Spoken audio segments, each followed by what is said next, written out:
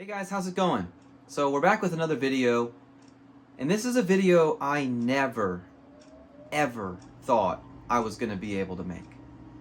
So those of you who have followed the channel for a while know that there's a particular guitar that I had when I was young that got away.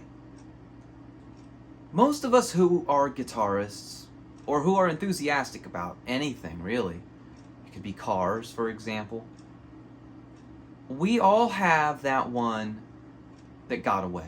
That one that was near and dear to us that we no longer have. For guitars in particular, maybe you ran into hard financial times and you had to sell it. Maybe it was out in your car and somebody broke into your car and stole it. Maybe it was at a gig and you were on a break and you came back to the stage and it was gone. Or maybe it was like me, and you don't remember what happened to it. And that, aside from it being stolen, is probably the worst one. So, when I was young, the internet was in its infancy, and my dad said, "Hey, you said you want to learn to play the guitar. We're going to get you one. Figure out which one you want." So I went on the internet, and I went to I don't know what, Yahoo, Ask Jeeves, alltheweb.com, whatever the search engine of the month was at that time, and started looking at guitars. And I remember seeing a guitar. It was red. It had gold hardware. It had 3 pickups. It had this weird looking tremolo thing. And I looked at the URL bar and it said whatever the site was, blah blah blah, 1963 Gibson Firebird 7.jpg. And that was the first guitar, model, year, and name that I could name. And that was the one I wanted. I told him. Of course, even back then, 20 years ago, it was an antique, collectible, not something that was easily obtainable by people. Needless to say, that's not the one that I ended up with. I ended up with a red Squier Affinity Strat. And I still have that guitar. That's not the one that got away, thank goodness. That one would be harder to deal with than what I did end up dealing with.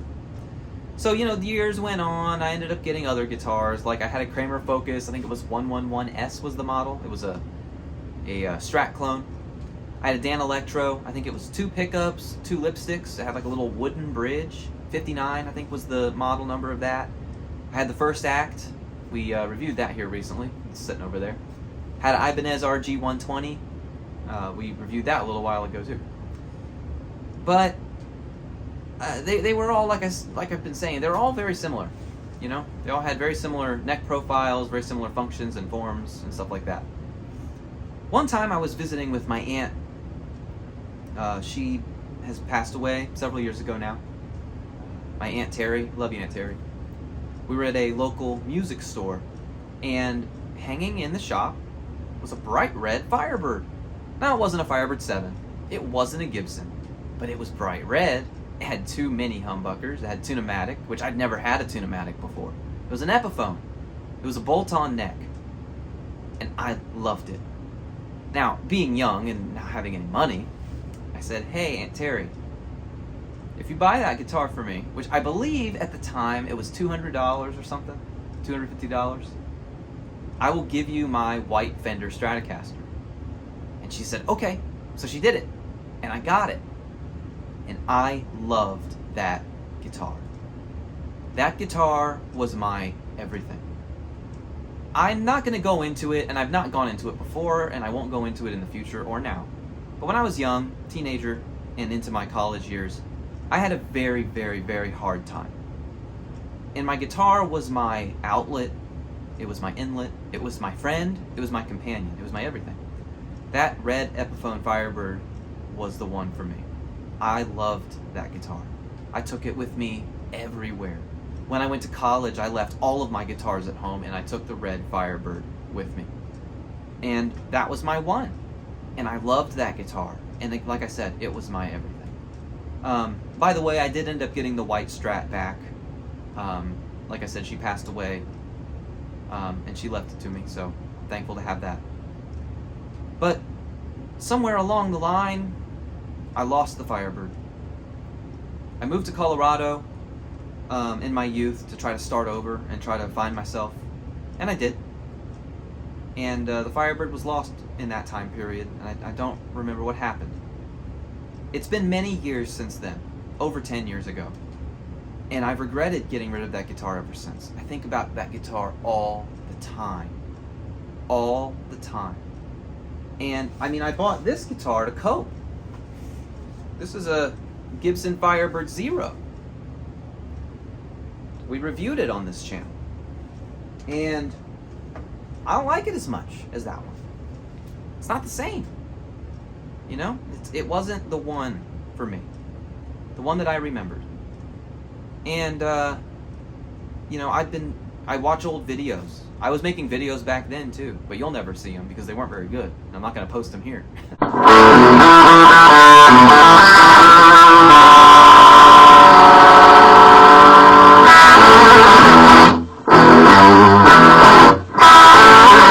But I made videos back then. Probably 2-3 videos a week. And that Firebird was in a lot of them.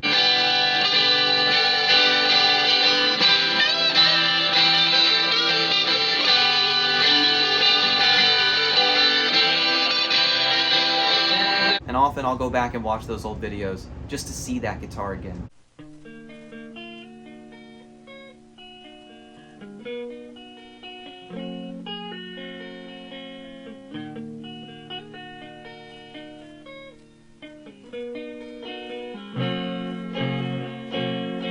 Try to remember what it felt like to play it.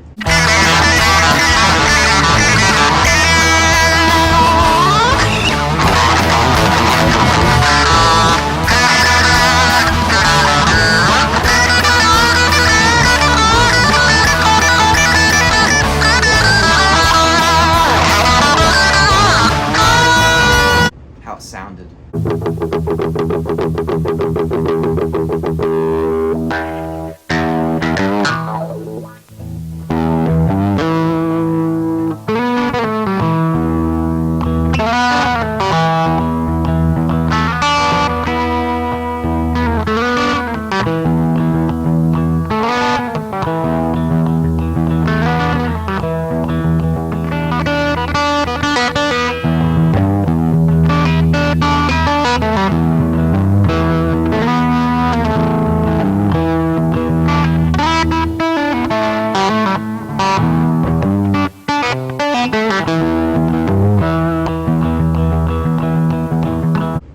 How it looked, you know?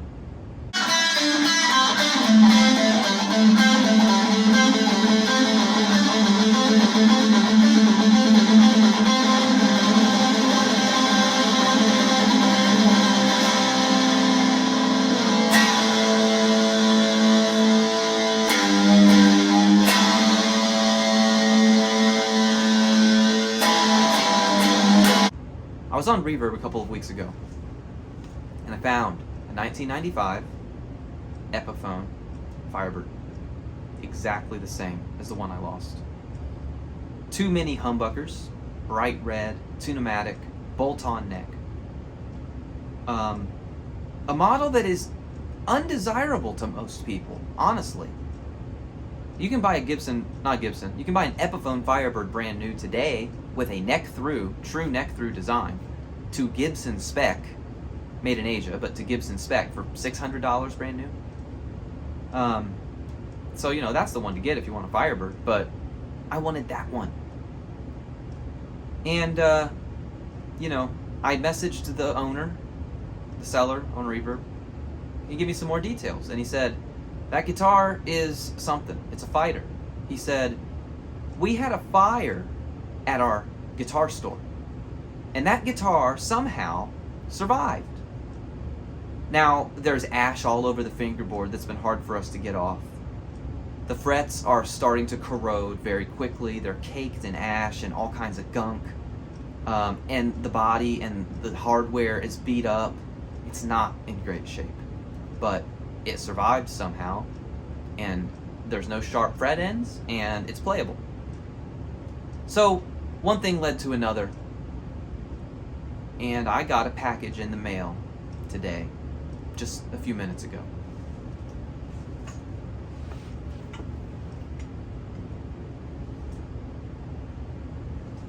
and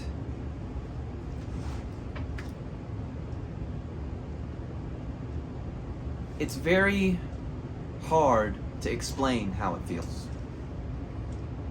I don't write scripts for my videos.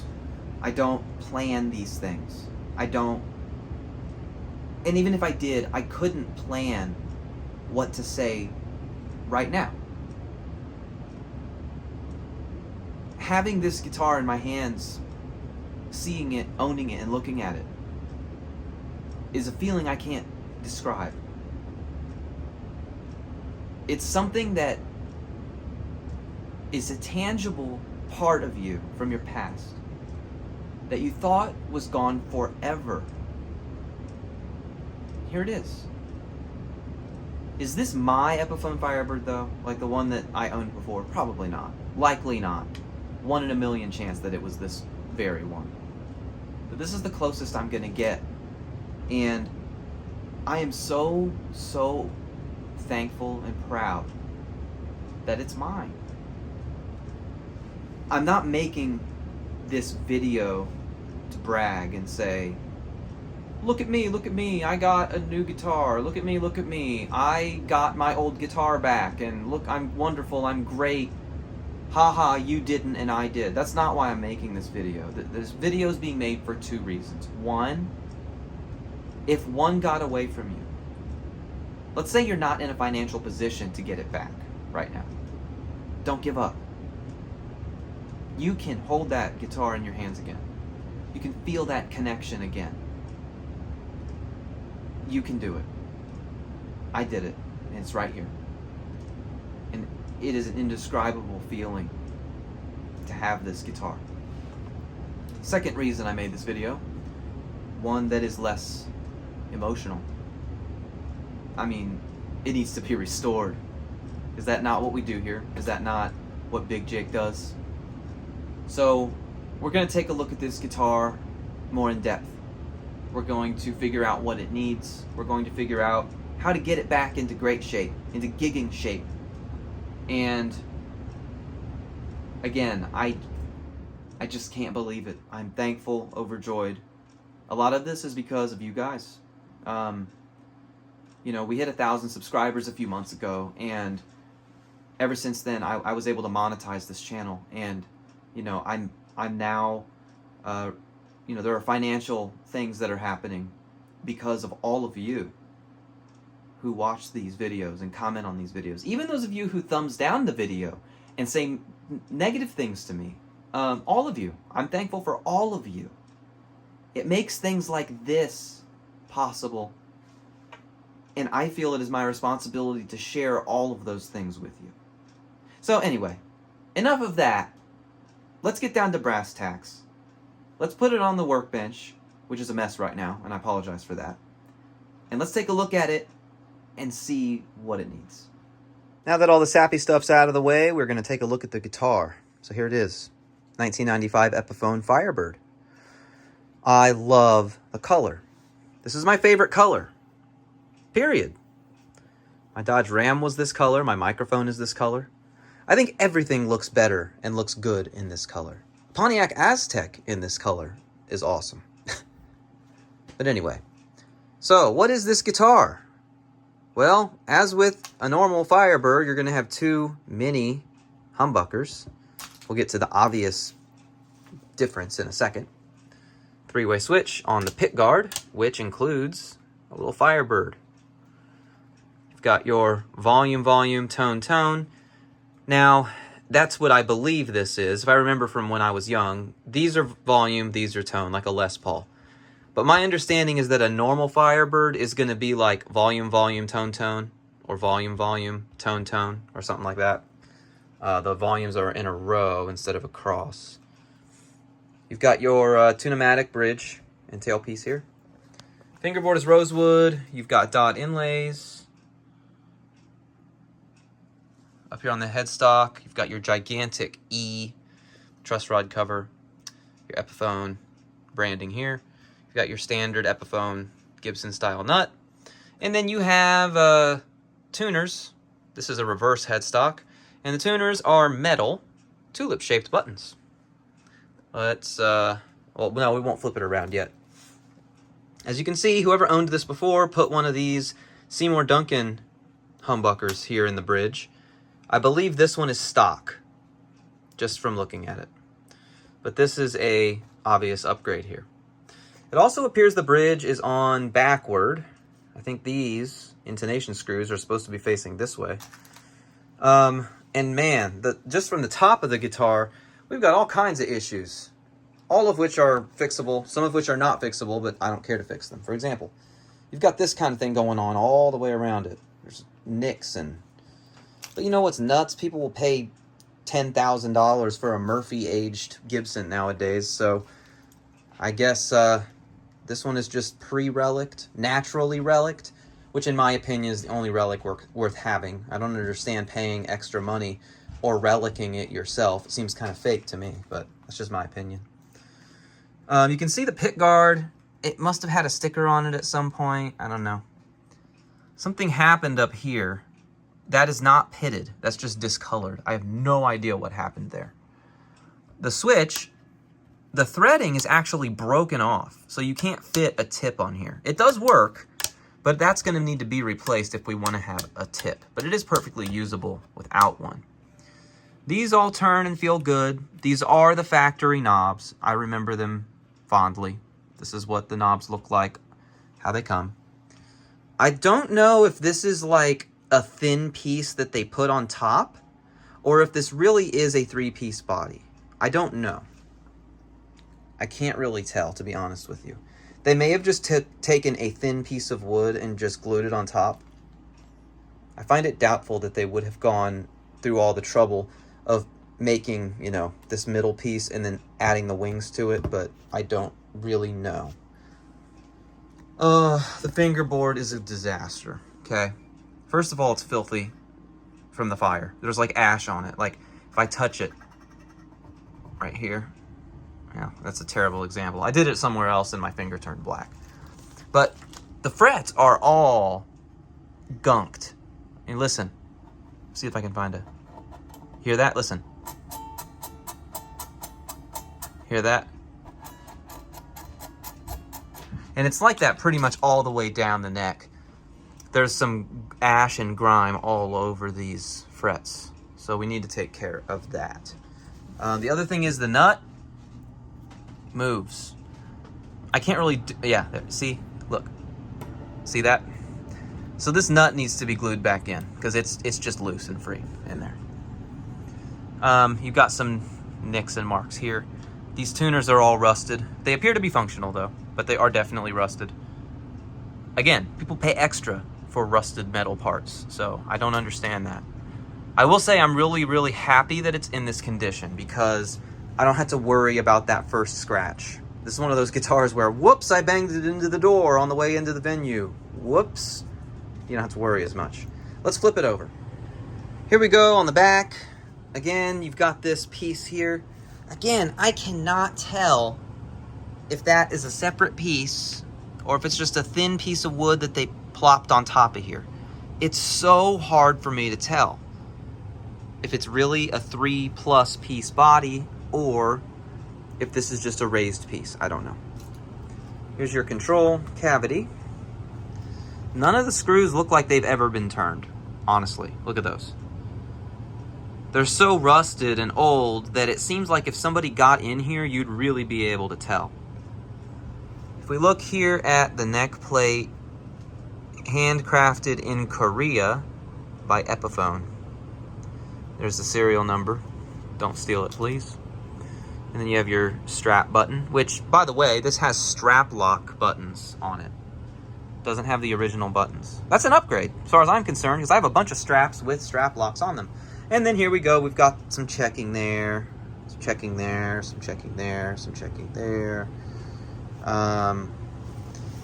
Let's look at the back of the neck. There's those tuners. I love this, okay? I love the metal tulips. That's so, so cool. You've got little schmuck right there, and you've got some schling going on up here. But, you know, condition-wise, it's not great. But like I've said multiple times, people are now doing this like it's an art form. They're like taking scouring pads and screwing up their nice new looking guitars to make them fakely look like they've been aged and played. This one definitely has been played.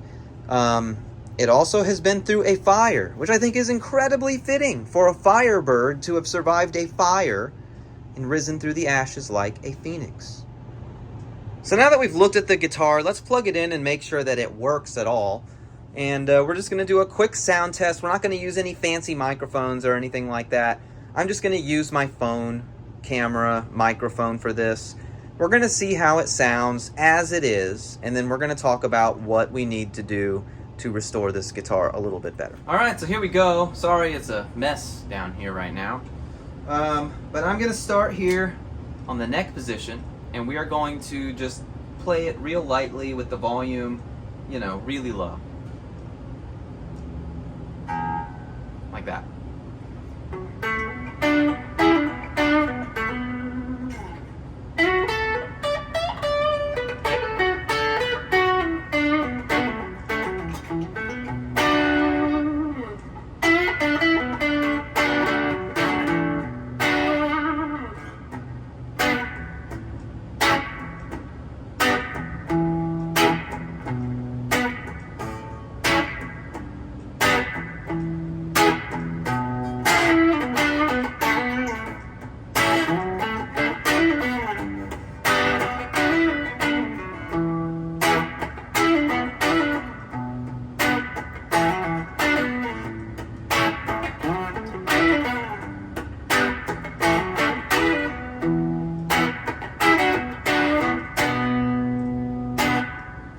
Sounds awesome.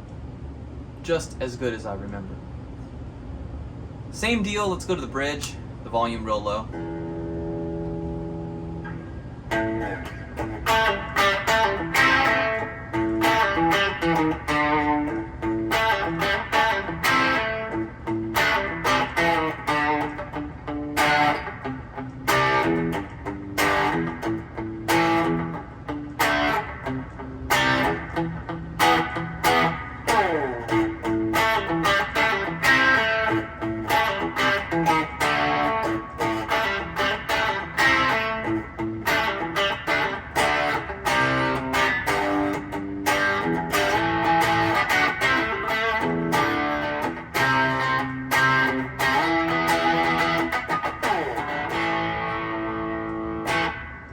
Again, just like I remember.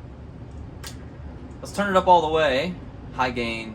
Well, it's not high gain. It's actually on the green channel of the 5150. So this is no digital crap going on here. This is all straight in, no pedals, no nothing.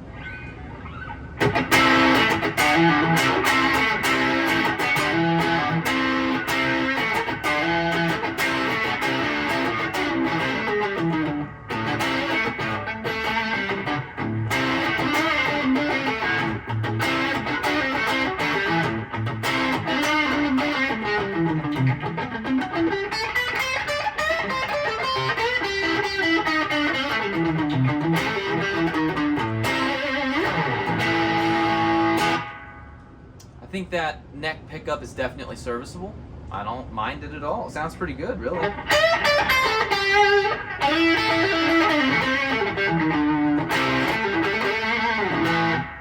Alright, let's put it on the bridge.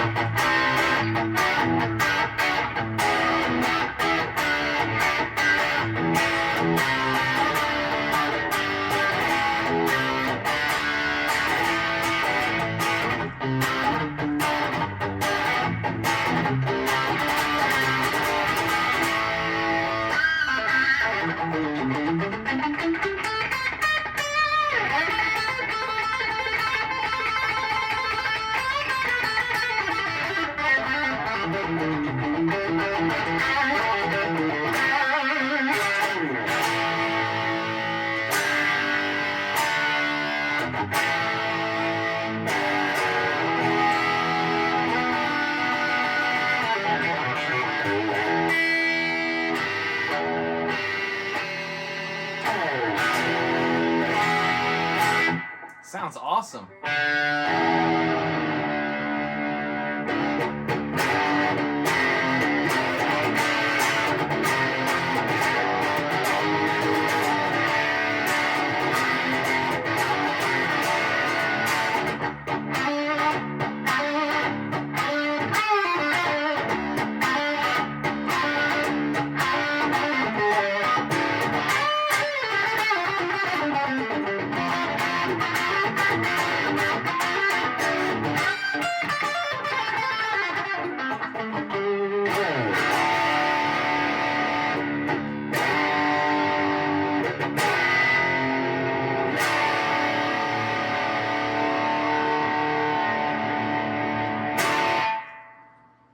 All right. Sorry for the drop D. It was just something extra to try, right? This guitar is awesome, man. It takes me back. It takes me way back. But it needs some TLC in the worst way. These scratchy frets are really, really screwing up my playing. I mean, listen to this. You hear that?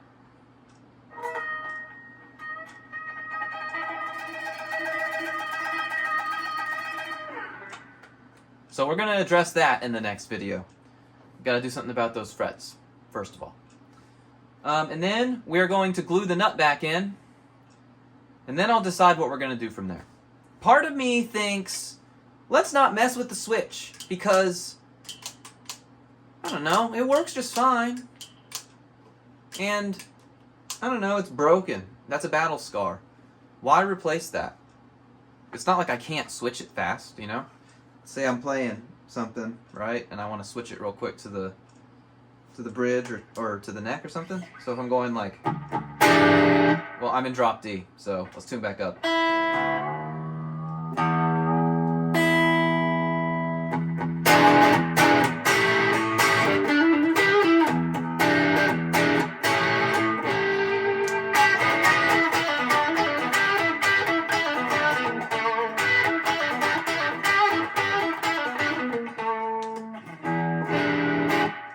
Alright. I'll give credit to those who are like, you should replace it, because just then I missed trying to hit it. So, I don't know. Jury's still out on whether I'm going to do that part of it or not.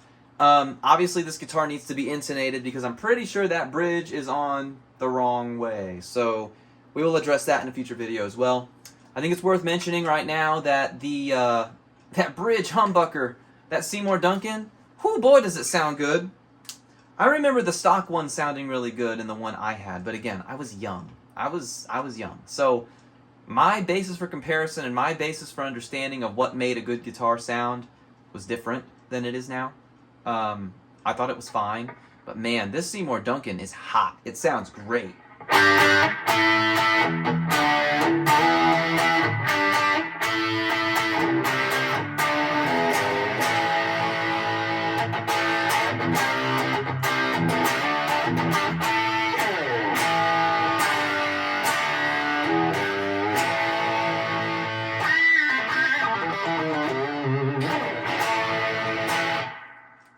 There we go.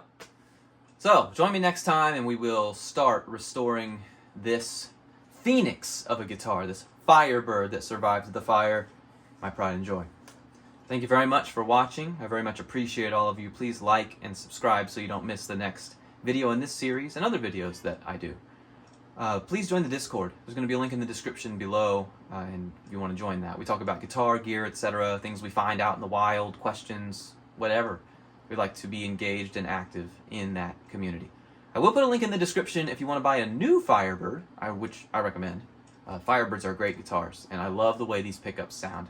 We'll go more into detail on those in another video, in another time, but I will put a link in the description if you're interested in purchasing a brand new, inspired by Gibson, Epiphone Firebird.